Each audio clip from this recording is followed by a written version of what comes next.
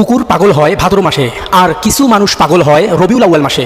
সুন্নি নামের কিছু অতি উৎসাহী মানুষ 12ই রবিউল আউয়াল আসলে সকল ঈদের সেরা ঈদ ঈদে মিলাদুন নবীর নামে রাস্তাঘাটে বিশৃঙ্খলা সৃষ্টি করে। মহানবী সাল্লাল্লাহু আলাইহি ওয়াসাল্লামের জন্মদিন পালনের নামে ঢোল তবলা বাজিয়ে নাচানাচি করার মাধ্যমে উৎসব উদযাপন করে। তাদের প্রশ্ন করি, ঈদে মিলাদুন নবী যদি সকল ঈদের সেরা ঈদ হয়, তাহলে ওই দুই ঈদের তো নামাজ আছে, ঈদে মিলাদুন নবীর নামাজ কই? নাকি তোরা কিছুদিন পর ঈদে মিলাদুন নবীরও নামাজ বের করবি?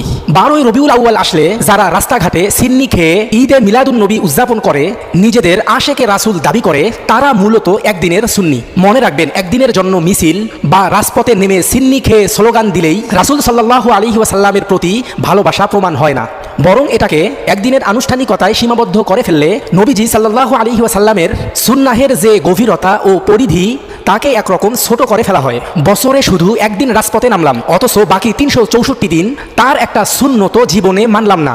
এই ভালোবাসা লোক দেখানো ছাড়া আর কিছুই না।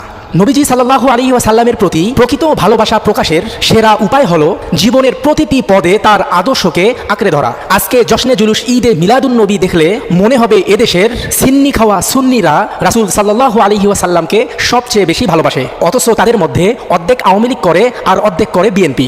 আর মিলাদ কিয়াম ও সিন্নি খাওয়ার মধ্যে তাদের কর্মসূচি সীমাবদ্ধ।